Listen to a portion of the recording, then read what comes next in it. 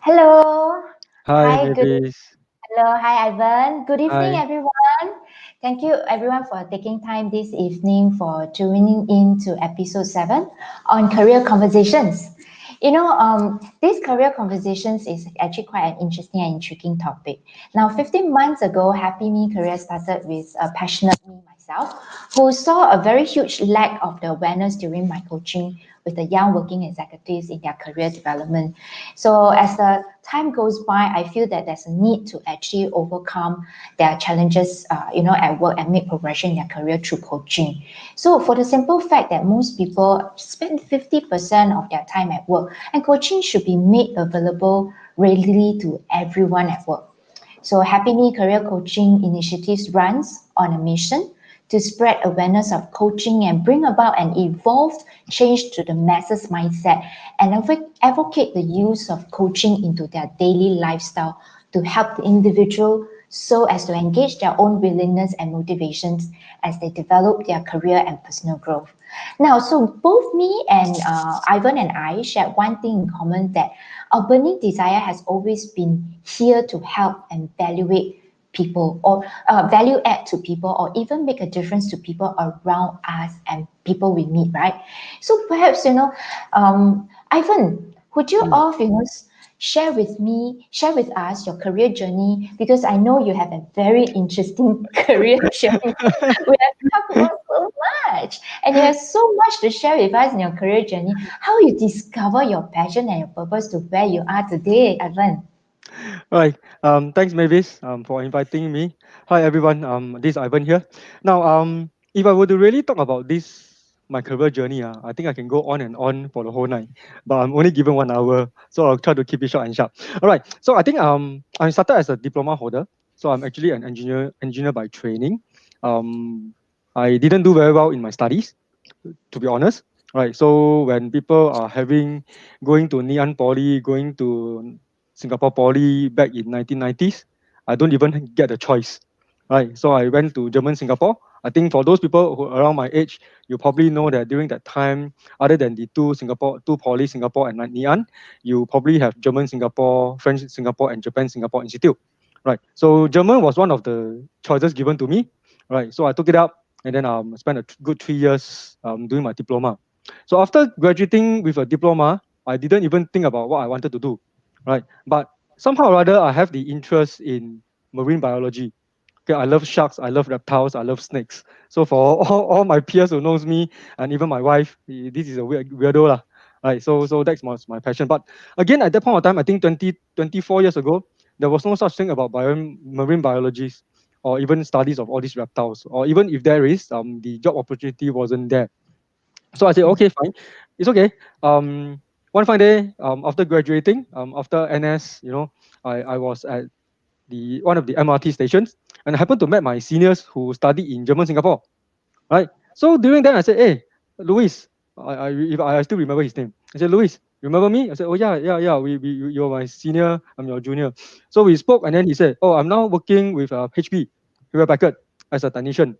So suddenly the thought strikes me, hey, do you have a job? Straight away I asked. Right, so my skin quite thick. So I said, yeah, yeah, do you have a job? He said, oh yes, my tech soup is hiring. So at that time, there's no handphone. Right, I don't even have a pager. So I just give him my home phone. So one fine day, receive a call, and then I just went down for interview. You know, so that's how I landed my job as a technician.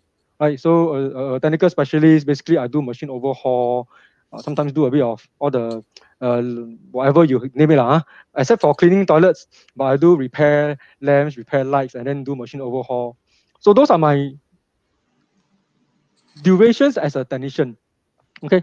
Then one fine day, for whatever reason, I decided to take my degree. Okay, but I took a 4 years part-time degree with NUS.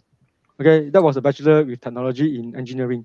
Right. So after completing 4 years, HP offered me a process engineer role. So at that point of time, I was quite hectic over all the operations role lah. Right, I wanted to be a product engineer, right, doing more on the back end stuff like say testing and stuff like that. But there wasn't any opportunity back then. So process engineer came on board, and then I said, okay, fine, let me give it a shot. So just that give me a good 12 years, or at least for about good 12 years as a process engineer. Then after getting tired, I went to join, still in HP, right? I changed my scope to become a R&D engineer. So I went to design printers on more on the colors soft side.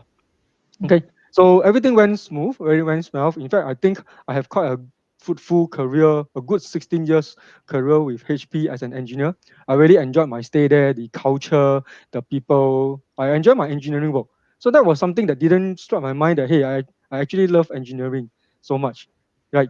So one fine day, back in 2013, right, when I go back for NS, right, for NS, as a Singaporean, we all go back for NS, right?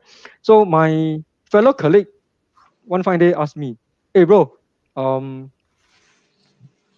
EY managed to get a contract with MINDEF to do process re-engineering, right? Business process re-engineering, strategy management consulting and stuff like that, and data analytics.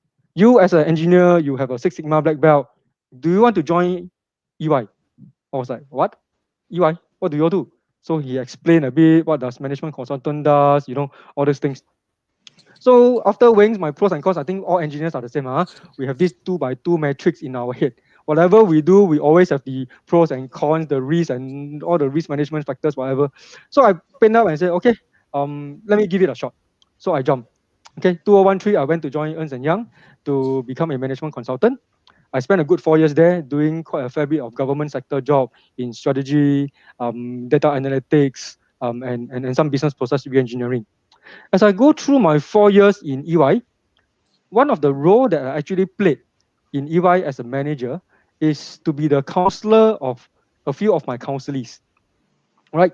So our role as the counselor is basically to help the counselee, right, review their performance, right, and also help them to talk a bit about what is their career aspirations, what do they want to do. Basically, is to help them navigate within EY, right? Are there any opportunities that suits their interests or suits their skill sets, right? So after doing that for 2 years, I kind of realized that, hey, actually, I kind of like people's development role. I like the secondary role more than my primary role. Right? So that was interesting, right? My primary role is to do consulting, to do problem solving, but yet I enjoyed my secondary role more than my primary role.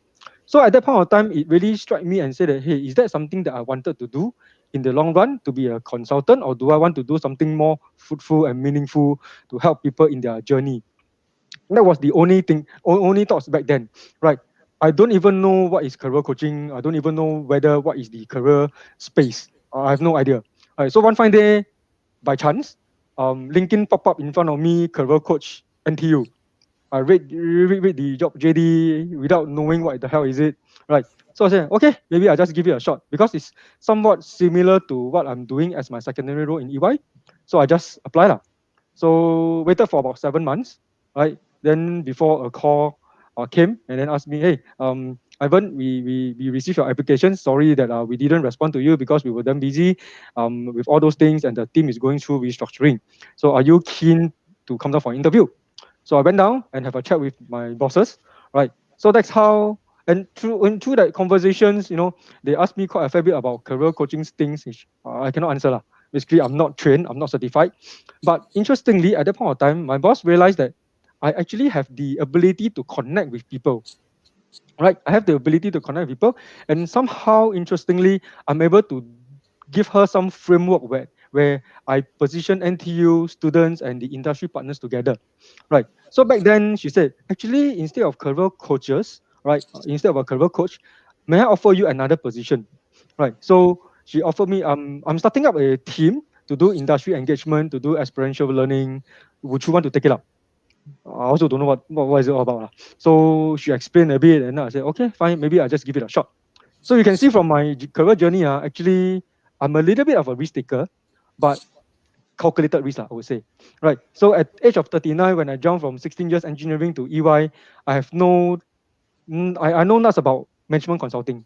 Right. I only know that what I could value add is through my Six Sigma, right, my analytical thinking, how I can actually apply my skill sets, my knowledge in data analytics and business process re-engineering into the consulting space, right, to help clients solve their problems.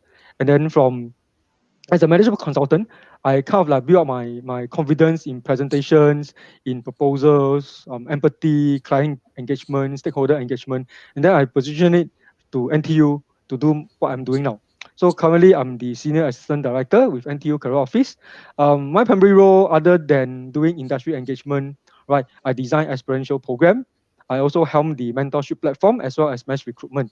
And of course, on and off, I do see some students for career coaching, right? And then during my free time, I also do a fair bit of pro bono career coaching for people who are either retrenched or they are looking for a second career in different industries. That's how I landed myself here, talking to you guys. Yeah. Wow, amazing, Ivan. That journey is, it took quite a lot of, like a roller coaster ride Yeah. where there's more ups and downs and all. Yeah. That journey of you going through from German Polytechnic to a technician, from a technician all the way to now today is quite amazing and awesome. So, as the saying goes, along the way, I assume and I would believe that there are conversations that you have with Mhm, your mentors, your mhm, bosses, your leaders, right? mhm. Then, as the saying goes, is conversation is always a dialogue, not a monologue, right? So, I Yep. find for myself, like I'm always on discovering what works and what not works, and Mhm, and actually hope to find that mentor like yourself at work who can help along in my career. So, in the past, I used to want to have such a career conversations or discussions mhm, with my directors. And often I know I went in with one objective in mind, always is what was planned for me in the company. mhm. And I always tell you, I come out walking out of the room half answered. And I recall, Ivan, you were sharing with me, once you mentioned to me that in organization, career conversations don't even exist. Why do Mhm. you think so? Actually, with all your years of experience, why do you think so? I think okay. So first and foremost, let's define what is career conversations. Career conversation is different from appraisal. All right, we don't only do career conversations when it's year end, when it's time for the RO, we so-called the reporting officer, to do the appraisal with the employee. Right, that is not career conversation. That is basically pure performance appraisal and ranking. Right, so career conversation is different. Career conversation can actually take place as and when, as long as the RO and the employees are ready, they can just sit down and then let's talk about my career, what would I want to do and stuff like that. Now I remember very clearly. I mean, I'm quite fortunate that I have pretty good bosses in HP, right, and in EY as well, and even until now in NTU, right. My bosses back in HP time, as an engineer by training, my space is purely firefighting, right, and then solving problems. I am not a person who likes to do presentations, right. So every time my boss asks me, Ivan, can the so and so is coming, the VP is coming, the GM is coming, whoever is coming, can you go and present your projects or present whatever things that you have done?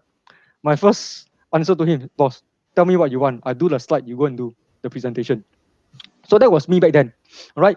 And to a certain extent, at that point of time, one day my boss actually called me in and said, Ivan, because you rise from a technician, right? From a technical perspective, you're very strong in the technical skill sets, right? And now you're as an engineer, you know the tooling, you know the machines inside out. When you solve problem, people knows that you are able to think logically and you know what to do. But what is hindering you is you fail to present. You fail to present to other people to showcase your work, right? And when you present, you just blare whatever thing that you think is right. You don't even consider who are your target audience, right? So that was something that he mentioned, and until now is still inside my head. And that was also one of the trigger point why I gave myself the opportunity to join Ernst and Young, because I know that as a consultant, you need to first do a lot of presentations, right? And I know that that was my blind spot. So I kind of like forced myself to say, okay, if that is something that I wanted to propel in my career journey, this is my blind spot. I have to give myself a chance. And now this opportunity is here. Do I take it or do I leave it? Okay, so that was one of my consideration back then. And I remember until now, I'm still a good friend with my boss. Right. So we just catch up recently to talk about the past and stuff like that. So I told him, I said, boss, I own what I have today to you. Because back then you realized my blind spot and you told me. Right. So I think at that point of time, what I wanted to say is that when someone gives you a feedback, either because someone sees something in you and the other party must be able to receive it positively. Okay, so that was something that kind of wanted to bring through. Now, during my career journey with HP, after a few years as a senior engineer, in fact, I was asked to be a manager, lah, right? But at that point of time, I was like, huh, manager, me? No way, ah. That wasn't me, ah. I don't even have to present. Don't ask me, lah. I would rather whack the machine if I'm not happy, rather than get whacked by the people. When your employee question you back and stuff like that. So I wasn't prepared to be a manager. But I think I didn't realize that why I didn't want to be a manager is because I couldn't find the reason why should I be a manager. I'm quite fixated that I wanted to go the technical path. Right? I want to be an expert engineer. I want to go the technical route, and that's my space. Right. So after a while, I kind of like, okay, maybe since everybody see something, keep on asking me to be manager, maybe I just go and give it a shot and go for interview. So happened that the manager who interviewed me is also my ex-manager. Right. So he will move on to another department, and then we have a conversations during the interview. So everything went well. Then at the very end, he said, Ivan, do you have any questions for me? So I said, so and so, um, can I ask you, why do you want to be a manager? You are a very good engineer. Everybody knows you are a very good engineer. Why do you want to be a manager? So he said, as an engineer, this is my scope. This is my influence. I can only influence this much. But as a manager, I influence people's life. I influence the culture. I influence how people want to work. That was a waking call for me. And I realized that that is my motivation why I should be a manager. And which is why, as a management consultant, I started as a senior consultant in EY, and then I was promoted to a manager. And I took it on, and until now, I still remember what these two mentor or so called my manager spoke to me, my blind spot, and why I need to be a manager. Okay, so back to the career conversations. Now, in Asia context, I think career conversation wasn't um, very popular, I would say. Right. Mm. Western culture, they are more open. They can just walk into any of their boss's room and then they can start talking anything under the sun.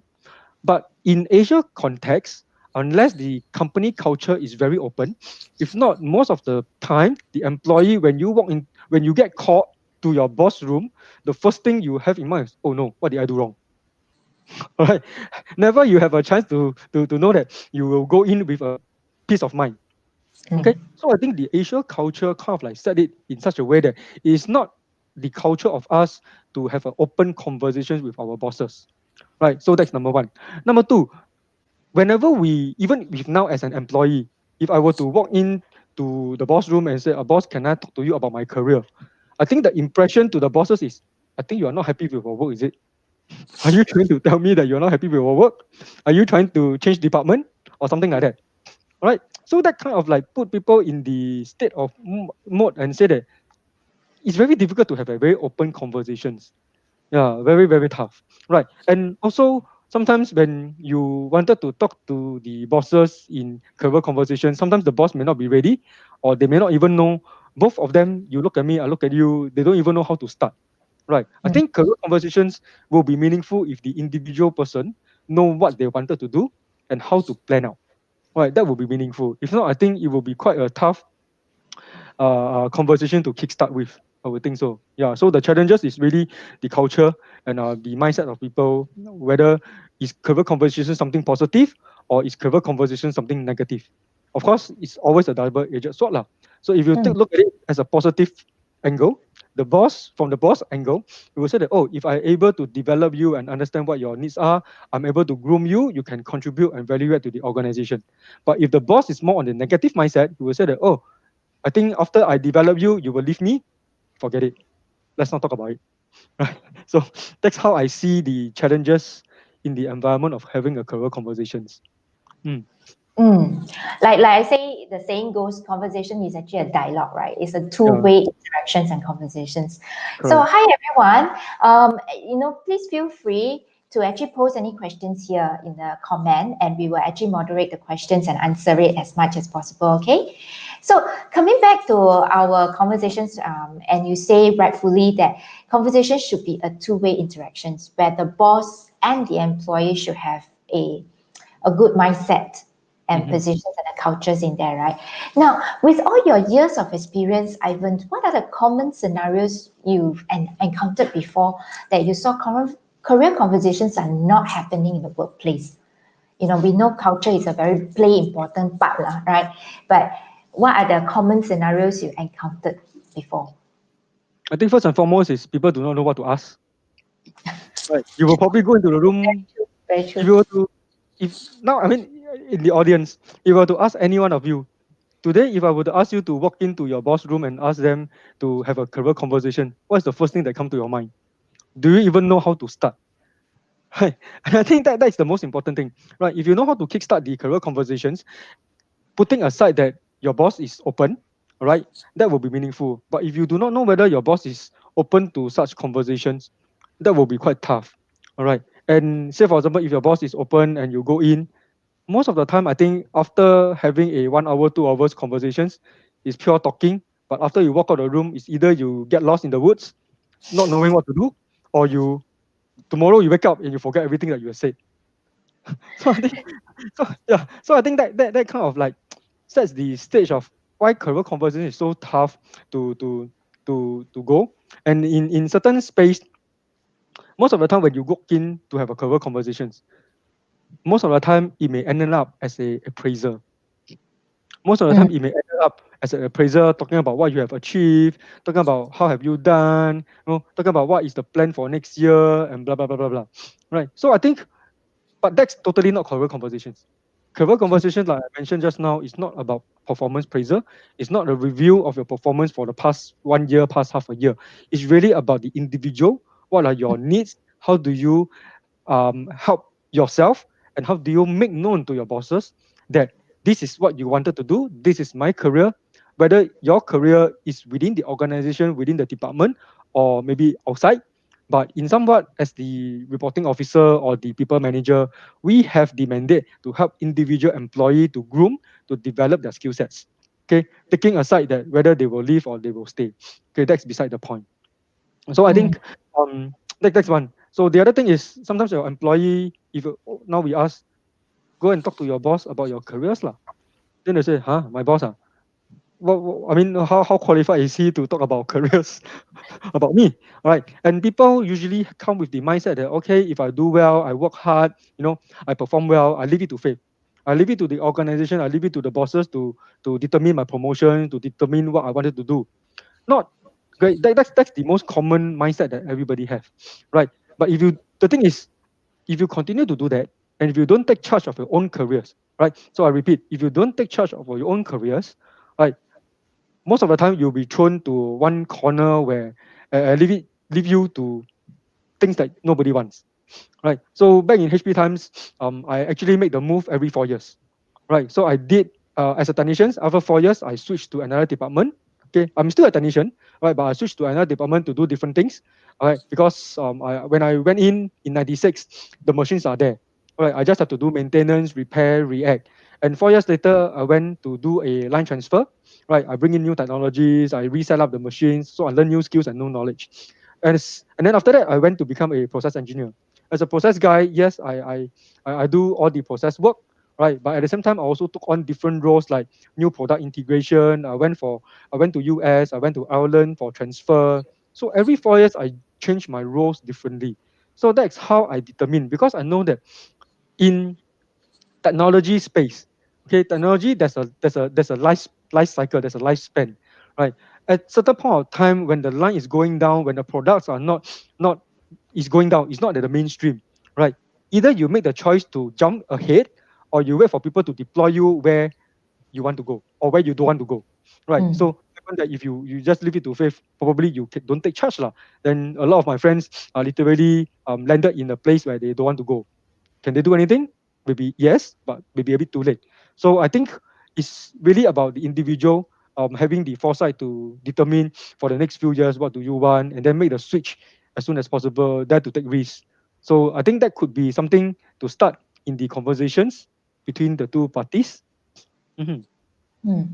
Now, then in that case, you see, when we talk a lot and when you share a lot about conversations between two parties and the individuals willing to take risk, to take charge of their career development, right?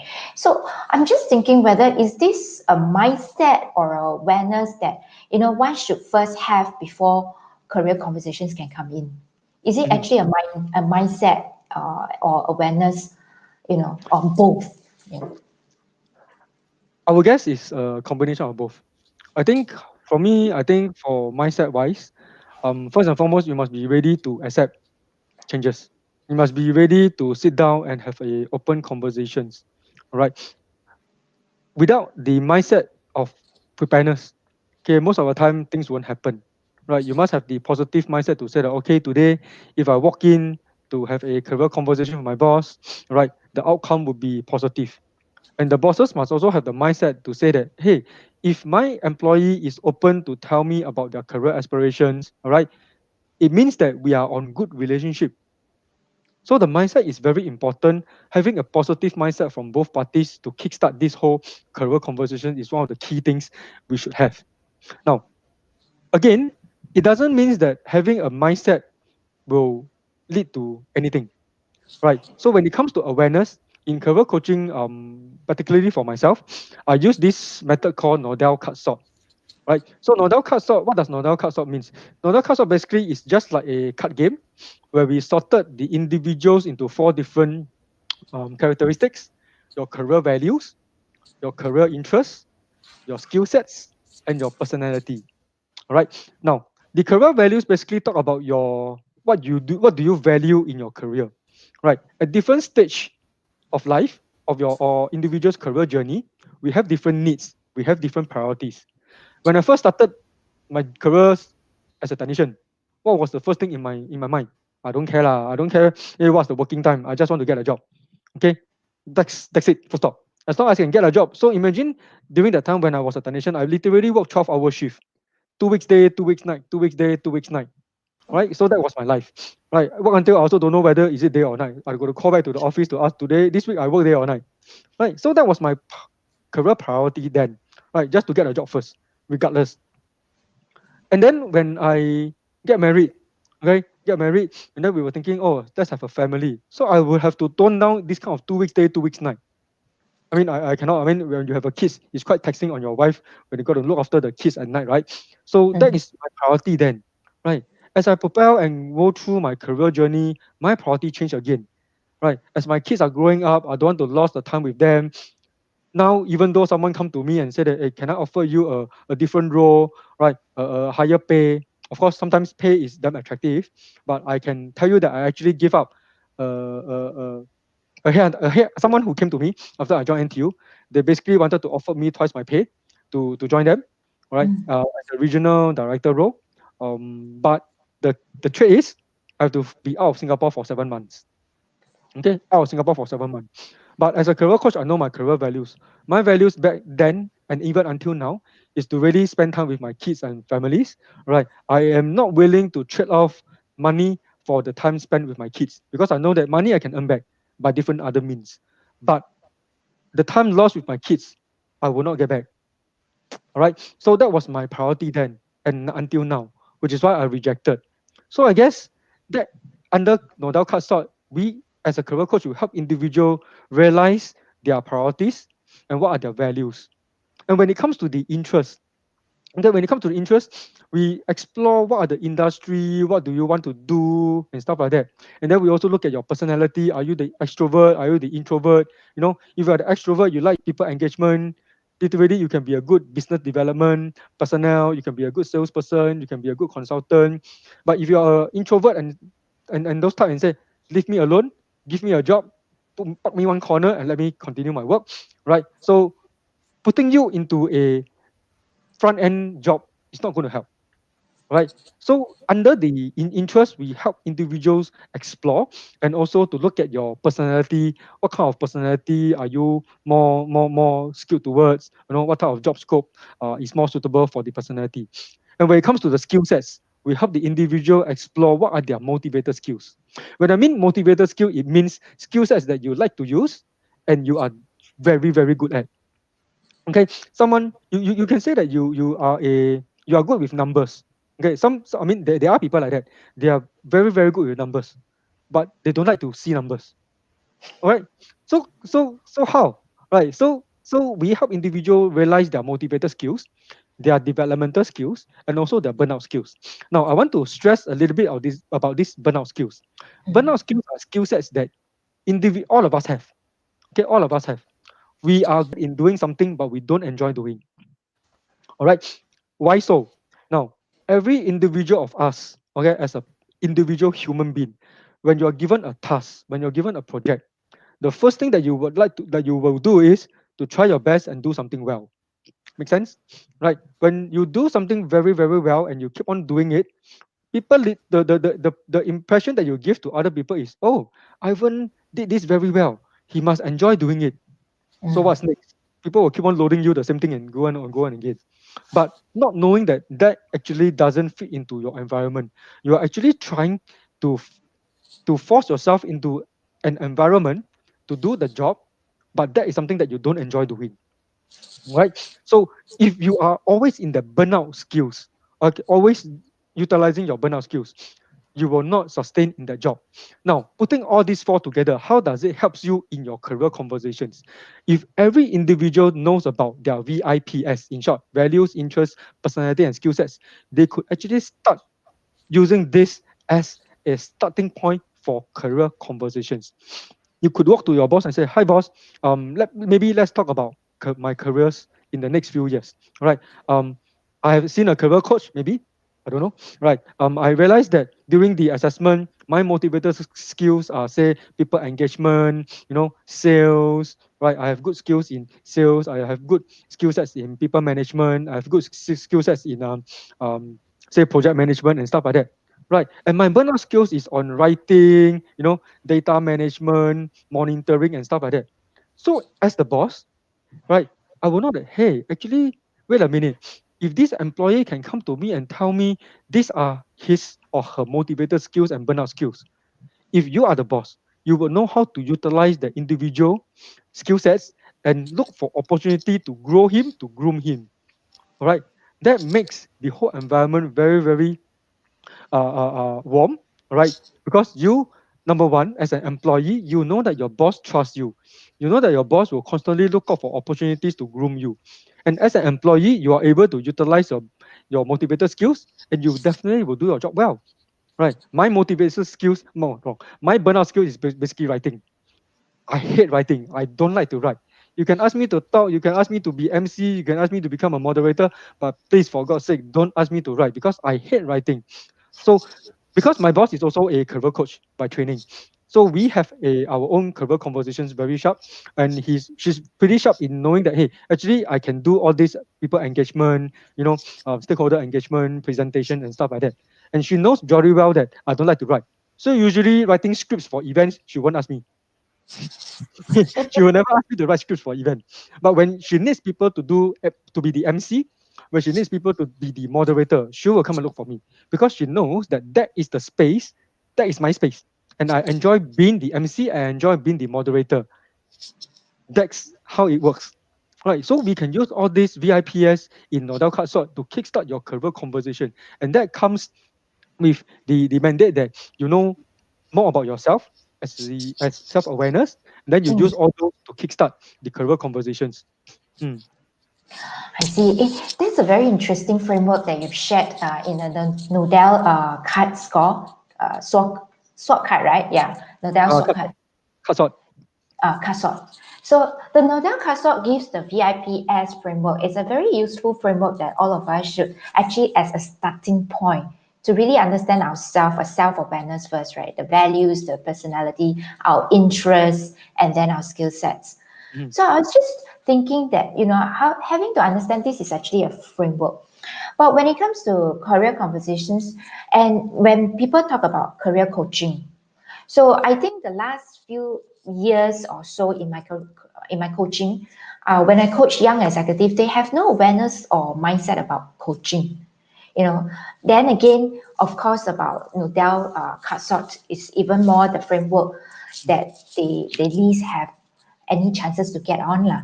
So when Ivan, can I ask you if do we actually have that or maybe I can ask about the awareness of coaching since we've been career coaching for so many years and I've been career coaching. Are we aligned that awareness in coaching in Singapore actually is still pretty low, or how can we build up that career coaching awareness?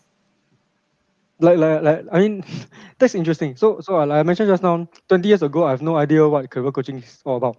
Even before joining NTU, really, seriously, this is no joke. I really do not know what is career coaching 4 years ago. Right. I just know that I like to do people development. And happened that LinkedIn just pop up as a career coach. So I look at the JD kind of like matches what I wanted to do, I just go ahead and do it. Now, over the past 4 years, right, I kind of, I mean, I do coaching for students, I do pro bono coaching for PMETs, mid career switchers, retrenchees, and stuff like that. I realized one thing: career coaching is like buying insurance, right? When you don't think you need it, you will never look for it. But when you need it, sometimes it's a bit too late, right? Why I say so is because today, if people ask you, hey, go and buy one insurance, leh, sometimes you may get cancer, lah, get heart attack, get this, get that.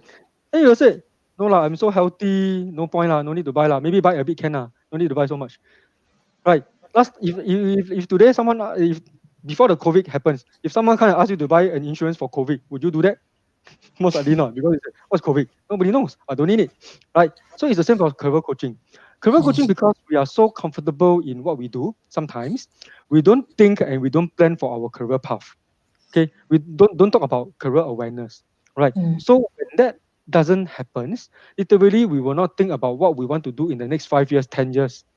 Especially now, last time when we join an industry, we would say that, hey, I wanted to have a fruitful career journey in this company. I want to spend 20 years in this company.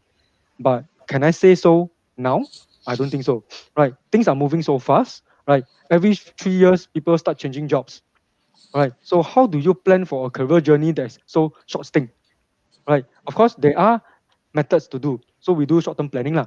Don't do long-term planning. But again, as a career, if your career is a businessman, okay, you want to start your own business, right? In the short term, what can you do? If you know the different component about business, right, it's about having a product, it's about marketing, it's about marketing strategy and stuff like that. So you can take on different roles in the business space and then piece all together before you become a businessman. Right, right. So I think for career coaching, previously, I don't think it has been very well received, but rather during these COVID situations. Now, these COVID situations let me realize one thing. Number one, people who are retrenched, right? If you go and tell them about career coaching, depends on situation. If they have got a hefty sum of retrenched package, they will say, okay, let's talk about career coaching. I want to plan what would be my career path for the next few years. And of Mm. course, age comes into play, lah. Right? But if people who are really desperate for jobs, they will say, hang on, I'm not interested in career coaching. Right? I want a job now. Get me a job first. Okay, so these are the things that I have been observing. The very interesting how people react to career coaching. If you believe it, you believe it. If you don't believe it, until you really experience the VIPS and start when the career coach realize and manage to pick up your blind spots, and then you say, aha, that is something that I didn't know. I may have very self confidence in whatever that I've done, right? But the career coach is able to help me pull out certain traits about myself, and that is my aha moment. That would be the breaking point for career coaching. And then I believe that individual will have a lot of faith in career coaching, because one of the key traits about career coaching is ready to ask questions. You keep asking and asking and asking until you get to the bottom, right? I mean, for myself, I've never come across myself as a presenter. I will never be able to talk in front of a crowd, an audience, be it 50 or 100 people. That's not my space. But somehow or rather, because of what my boss mentioned previously, he said, actually, you can talk. It's just that you choose not to. Right. So for whatever reason, okay, that was a slap on my face. Right. So then I start to realize that, oh, maybe I should give it a shot. Right. Of course, coaching, we can do a lot of coaching, but again, the mandate is really, the ownership is still on the individual to take action. Mhm. Mm. So yeah, it's very true because I'm actually a career coach myself also. So I do understand that coaching is a questioning process. So when we talk about mindset and awareness and how this questioning process helps aid or assist the person to think further, right? So how do you think How do you think a supervisor, team lead, manager, or any leaders now can use coaching to get these conversations in their team to be open to career conversations? Do you think it helps? Oh, that's a very tough question. That's a very tough question.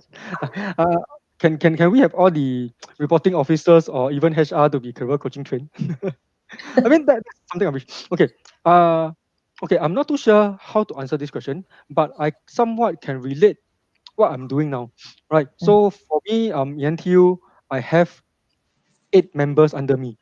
Okay, I have 8 teammates. Right. So what I did was I did nodal cuts with each and every one of them.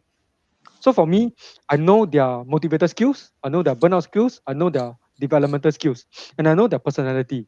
So with that, right, I know exactly how to position them and how do I get opportunity to groom them and, enables them to tap on their motivator skills to excel in their work. Right. So I use Nodal Castle as my first step to opening up to do a career conversations. Right. mm, So I have my teammate who has been. I mean, I have a teammate who I wanted to groom her. Right. So because when I bring students for company visits, I will always do a lot of pitching on the bus, okay, from NTU to maybe say Changi. That 1 whole hour I can keep talking and talking to students. Okay, why I wanted to do that is because I wanted to encourage students to ask questions, right? I wanted to guide students what questions to ask. How can they find out more about the company culture and stuff like that? So all the tips and tricks, that is my space, right? So I wanted to groom her in that space to do that, but that's not her space. Okay, so after the Nodal cut short, she likes to do design, she likes to do project management, she likes to do all the back end work, right? So no point I keep pushing her to do what I'm doing. What I enjoy doing doesn't mean what she enjoys doing, right? mm. So if I continue to push her, I mean, she can do the job well. It's just that it's not her, right? It's not her. So if I continue to push her in that space, she may resign one day lah. Okay, so no, so that doesn't works out well. So with all the Nodel, and I kind of realized that okay, if that is your space, fine. I will design programs. She will run the back end work for me. I will do the front facing work. So that's how the dynamic of a team. And I uses Nodel card sorts to build a high performance team in somewhat. Because I know each and individual of their strengths and weaknesses, I'm able to tap on their different personality, okay, and maneuver around for different jobs and different tasks that comes on board. So I think that could be something. I mean, if you are able to do that, right? Probably for your employee or whoever as a leader, if you could start doing that and having a open conversations, maybe they will say that, oh, maybe my boss know now this is my strength, and my boss constantly help me to look out for opportunity and give me that space. That could open up a great career conversations somewhat, right? Because there's trust in between the two of us. Yeah. So I So think the first is trust. okay, that's a good point that how the Nodal card sword can actually help you to maneuver each other's personality. So how often do you think this Nodal card sword that you are doing with your team happens to keep the career conversations going? Because I understand sometimes what you are today, maybe Mhm. you may not be having that liking anymore in maybe another 1 or 2 years. Is Mm. that so? Yes, I think for Nodel, don't do too frequent because every session is about 2 hours. It's very draining. Seriously, it's very draining. Yeah, yeah. So it's very draining.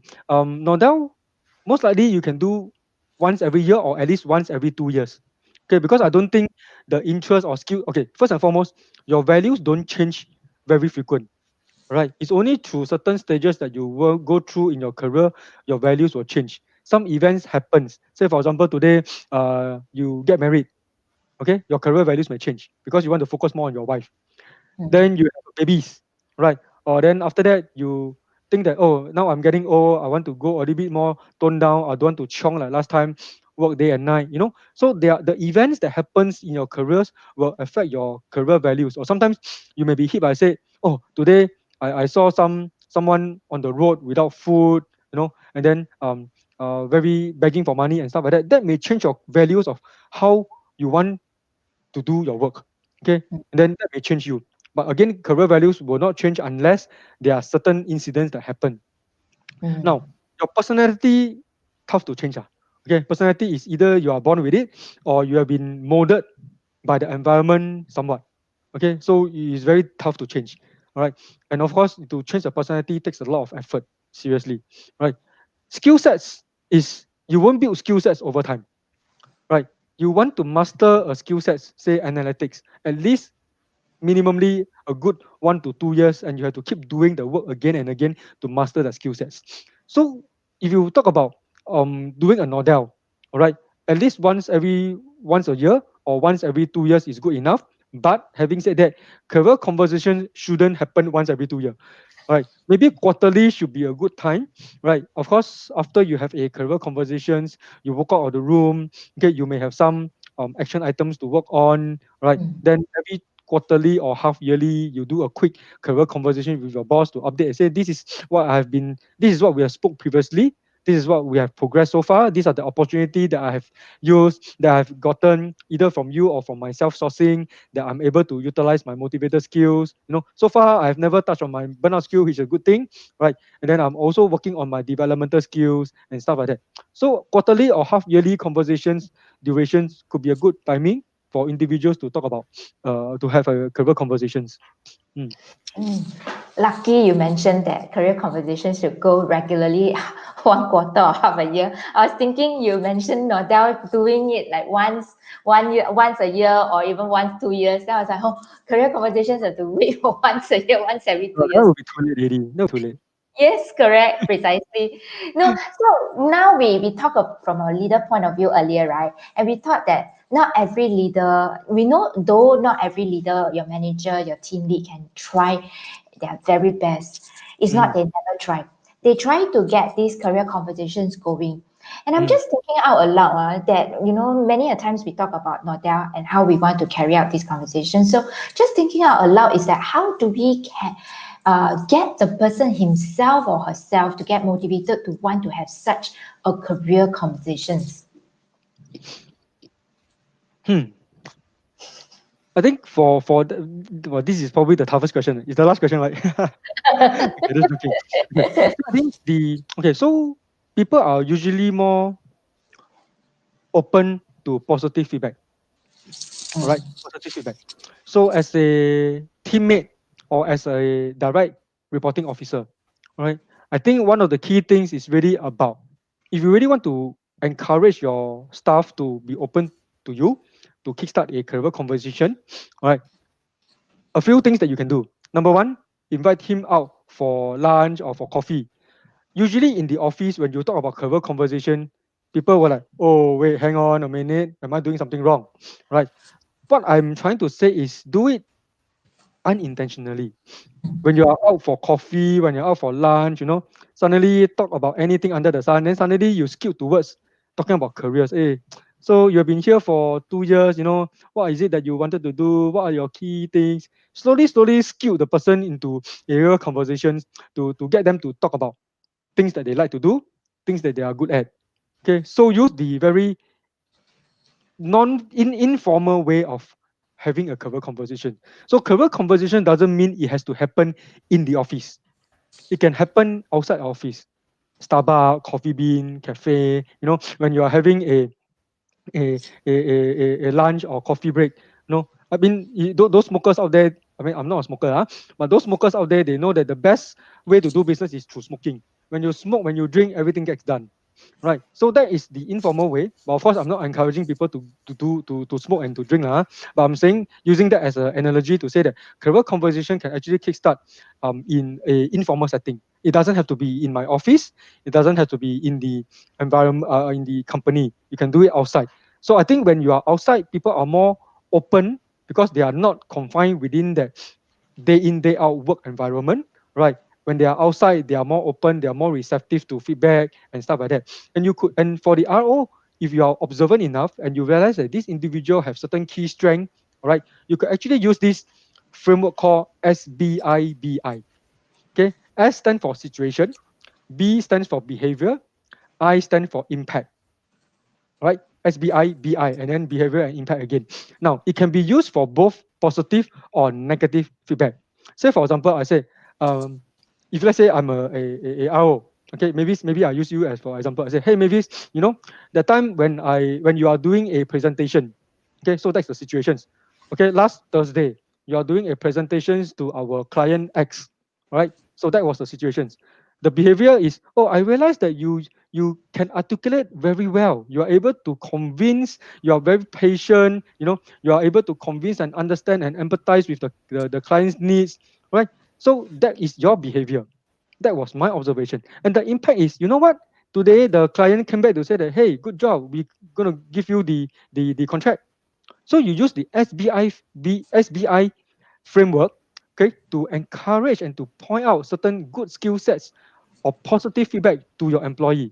That motivates them to say, oh, I didn't know that I actually do that, because I mean that's for a fact of life, right? Sometimes we do things unknowingly, right? We do things unknowingly, and when someone pointed out in a good way, it encourages you to be more open about, oh, then they will start talking. Oh yeah, I last time I used to be trained as a presenter. Maybe last time I used to be a trainer, and da da da da, which they may not even tell you when you are in a good setting, right? So using such framework may helps individuals to open up through feedback, positive and negative feedback. So of course you can use the if you want to use the SBI, right? You can start with a negative feedback and then go by the positive feedback, right? So for example, maybe the past the report that you just submitted to me, there are a fair bit of grammar errors, and sometimes maybe you want to be mindful. If not, it will be not very nice to the client. So tell me more about, do you like to do something like that? Do you like to write? Is writing your strength? Stuff like that. So get the employee to start talking, right? So maybe that will help to open up another space of conversation. Then the employer will say, oh, writing has never been my forte. Right, I hate writing. Right, I always fail in my English when I was in primary school and secondary school. So oh, okay, so you are using the wrong person for the wrong job. Okay, then you start having, so okay, so if writing is not your space, then can you tell me more about what would you like to do? What are your key strengths? Right, tell me about your past experience. What do you enjoy doing and stuff like that? So get them to start talking through using this SBI framework. That may be a good starting point to get people to start career conversations, maybe. Yeah. That's a good framework. Situation, behavior, impact to encourage behavior and then also bring about impact again, right? Yep. So, I hear you. That's a very good framework to start with also. So then again, if actually people uses this framework, right, many a times people are very scared of being judged. And Mm. do you think that this is so? That's why it hinders career conversations many times. Somewhat yes. Somewhat yes. I mean, if you go and tell people and say, hey, I enjoy doing this and I'm good at this, the first thing is, are you sure? Usually people say, are you sure? Right. So you have to really um, showcase your skill sets. Of course, you substantiate that with some examples, right? Certain things that you really did well, and if you don't do well, you can say that, yeah, these are the things that I don't do well. So of course, I think it's human nature that we are all afraid of being judged by other people, right? But again, going to a career coach to do self-exploratory or self-awareness, as a career coach, we don't judge people. We Mm, can't. Okay, we mm. can't and we don't. Yes, Why? correct. Because once we start judging people, it will skew all our assessment differently. Right? Mm, There's this term called transference and counter transference in career coaching. When I coach a coachee, if I by getting him to talk about his past experience, and if that coachee reminds me of someone that influenced me before, right, I would tend to skew the conversations to very biased to things that I wanted him to do. All right. So that's why in career coaching we try as much as possible not to judge, don't judge purely by facts, right? And we try to avoid transference and counter transference. Okay, so these are the things that career coaches does. We don't judge. So people who comes to career coaches, you can be very assured you will never be judged. Okay, and everything will be confidential because that is our professionals. Okay, that's our professional traits. We don't disclose anything out to people. Yeah, I think that's a very good point to actually bring it up, because as a career coach or even as a coach ourselves, we always want to create that safe environment. That's why you mentioned about having to kickstart a career conversation. One should actually be unintentional about it, Mm. right? In an informal setting, because with an informal settings, what you're trying to create is a safe environment for the person, for the individual to bring their Yep. guard down, to Mm. open up what we call as open up their heart to you, Yep. to tell you their true voice, right? Correct. So I think that's a very good point about safe environment. But how many of us can we, if let's say for example, if people are not trained in coaching, you know, so Mm-hmm. one of the way in informal settings will create that safe environment, right? Mm-hmm. And the other thing you're talking about is when we are creating safe environment is to keep everything confidentiality within the walls that we have Yep. just discussed. Mm-hmm. So is that something that can be practiced? You mean the confidentiality? As in the creating a safe environment, how we can create that safe environment between the two parties, Mm-hmm. of how confident am I that you will not disclose something? I mean, not talking about coaches, but what Mm. about team leads that is not aware of coaching, for example? I think that comes with building trust, right? Hmm. Come with building trust. And I think for individual, I mean, we sometimes we don't have a choice, right? We cannot choose our bosses, right? But bosses can choose the employee. Right. Yeah, so as an employee, I think sometimes you just have to trust your boss. Okay, I mean, not saying that all bosses are good or not all bosses are bad, but you just have to give it a shot to trust your boss that whatever you mention to him or her is really within the walls, right? And of course the boss, from the other angle, I mean, for myself, when I did a Tetra, I mean, I'm not too sure how many of you all heard about Tetra. Tetra is basically a personality test, splitting people, TETRA. Right? Tetra is a personality test that split people into four different elements. Okay, earth, water, fire, and air. So each element comes with a different personality. So by knowing the individual's personality, you will know how to react and how to work in a team setting. Now, in that setting, what I did with my team was I basically get everybody to sit in the same room, all right, and then did their tetra. Okay, do the tetra and share their tetra model with everybody. Okay, so it's an open thing. Yeah. So for myself, I'm an air guy. Okay, my first element is air followed by fire. So air personality means I'm a very process driven, I'm a very clear headed. I know you give me a task, I know how to take you from step A to step Z. That is an air personality. Fire personality means I have a lot of alternative. Okay, I can come up with different scenarios, different critical thinking in somewhat. So that's my personality. So if for me as a RO, how I wanted to use this Tetra is to build a high performance team, making sure that the team gel together. I get them to share their Tetra model openly, and then get everybody to, okay, so now this is me. Okay, I rate myself as an air guy, air and fire. I get my teammate to rate me. What do they see me as? Some may say that, oh, I think Ivan is a earth. Earth means he's a very firm guy because sometimes no choice in your certain positions, you need to make certain decisions, right? Looking at the bigger picture. So to other people, they may say that, wow, this guy no nonsense, huh? The face and the way he react is no nonsense. He's a firm guy. He's a earth, right? So I get them to do the assessment on me, right? So it's very transparent in that sense to say that, oh, actually I rate myself as an air, but people see me as an earth. Okay, so with that sense, right, you have more self-awareness how you portray your image in front of people, and that is an open secret. So I mean, there are different things of different ways of doing things. Certain things you really cannot say, but somewhat, if you want to form this high collaboration team, this is a method that you can use. Everybody see each other, and this is also a ice breaking method that we use for all senior leaders and even team and departments where we do management consulting. Okay, we get everybody to understand each other. Okay, by knowing that this guy is an earth guy means he always have to make decision, and to convince him, I really have to have all my facts and figures before I go to him. I don't go and as an earth guy, he's like, don't come and wishy-washy with me. Don't come and tell me grandmother story. Tell me straight to the point what you want. Right? So this is earth. So you know how to react to him. So that's kind of like helps in terms of team and also open secret lah. Wow, that's very good. Oh, we have Just gone past 1 hour, Ivan. Indeed, time flies very fast, you know. Yeah, I didn't know I can talk So so well. I talk so long. the safe environment we have created ourselves in, Yeah, right? So yeah, indeed, it's a very heavy topic, you know, Ivan, that we started off our session with career conversation, and our session is ending soon. So in summary, we have learned many key takeaways today. We've learned about a lot of frameworks, Nordell Katzor, we talk about SBIBI and Tetra, you know, and how a team lead or an individual can engage career conversations for themselves.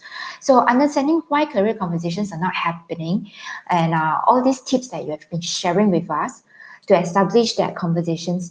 And in the process, we also talk about, you know, the awareness and the mindset of coaching, how it can help in the process of starting these career conversations. So once again, thank you, Ivan. As always, you know, one so passionate to help people and value add to them. Like our burning desires actually matches. We want to always impact to people, right? Yes. Thank you so much, Ivan, for your you're time welcome. tonight. Thank you. Now, everyone, stay tuned to next week, episode 8, with Alvin Goh. He is the Executive Director from Singapore Human Resource Institute. We're going to talk about adopting coaching in HR transformation. It's a very interesting arena. So stay tuned, everyone. Take care and stay safe. Good night, everybody. Bye bye. Thank you. Bye bye.